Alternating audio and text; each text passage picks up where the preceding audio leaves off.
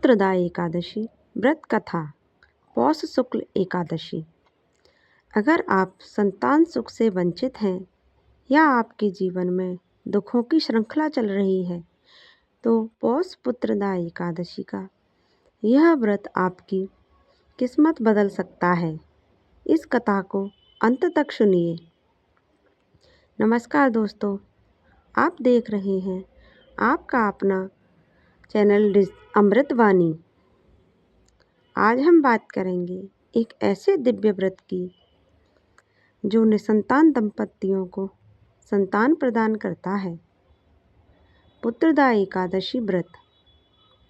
यह व्रत भगवान विष्णु को अत्यंत प्रिय है और जो श्रद्धा से इसे करता है उसके जीवन से सारे कष्ट समाप्त हो जाते हैं। महाराज युधिष्ठिर ने पूछा, हे भगवान, आपने सफला एकादशी का महात्म्य बताकर बड़ी कृपा की। अब कृपा करके यह बतलाइए कि पौष शुक्ल एकादशी का क्या नाम है, उसकी विधि क्या है और उसमें कौन से देवता का पूजन किया जाता है। भक्त वत्सल भगवान श्री कृष्ण बोले, हे राजन, इस एकादशी का नाम पुत्रदा एकादशी है।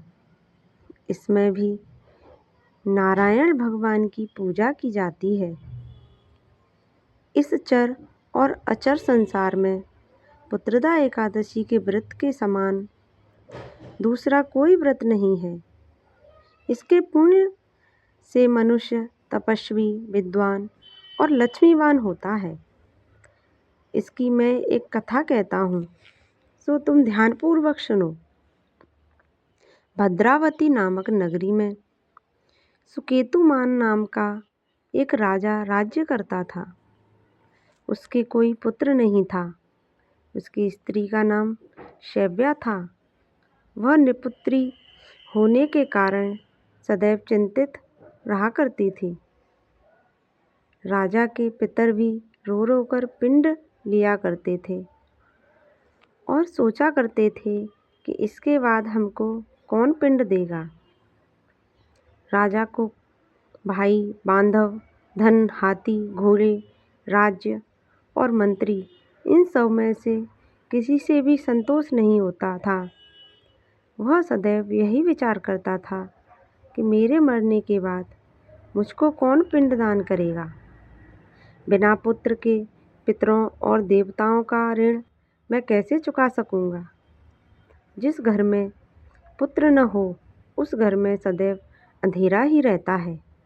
इसलिए पुत्र उत्पत्ति के लिए प्रयत्न करना चाहिए। जिस मनुष्य ने पुत्र का मुख देखा है वह धन्य है। उसको इस लोक में यश और परलोक में शांति मिलती है, अर्थात उनके दोनों लोक सुधर जाते हैं। पूर्व जन्म के कर्म से ही इस जन्म में पुत्र, धन आदि प्राप्त होते हैं।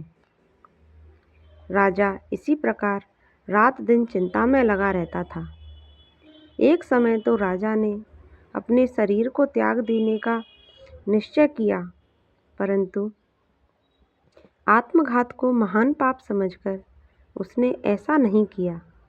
एक दिन राजा ऐसा ही विचार करता हुआ अपने घोड़े पर चढ़कर वन को चल दिया तथा पक्षियों और वृक्षों को देखने लगा।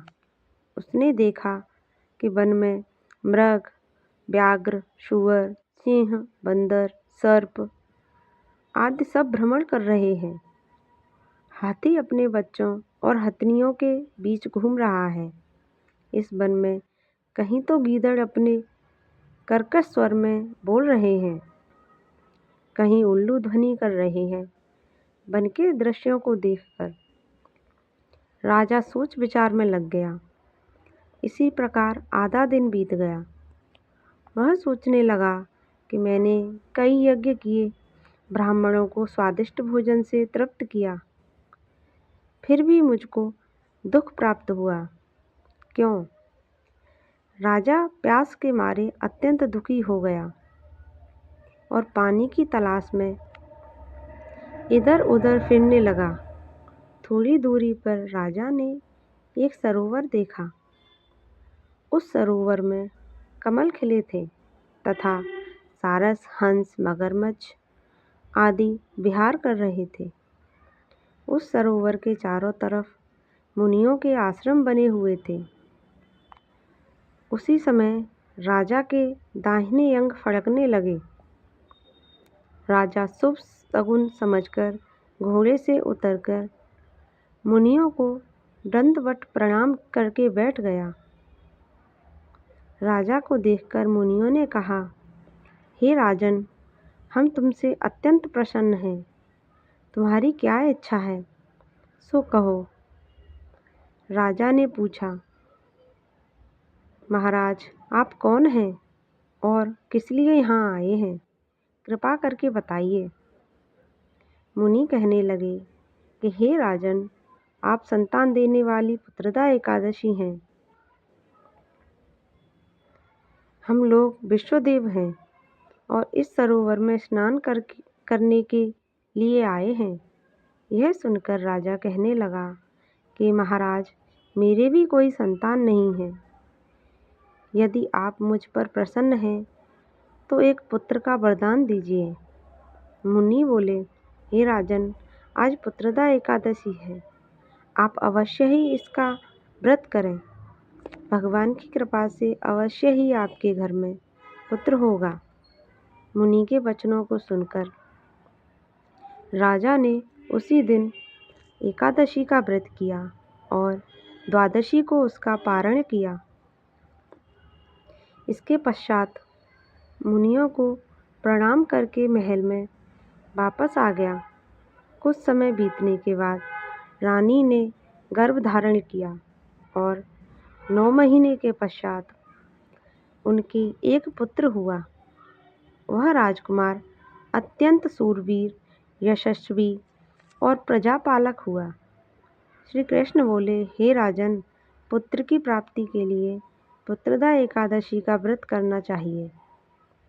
जो मनुष्य इस महात्म्य को पढ़ता या सुनता है, उसे अंत में स्वर्ग की प्राप्ति होती है। जय श्री कृष्ण। दोस्तों, चैनल को सब्सक्राइब करना ना भूलें।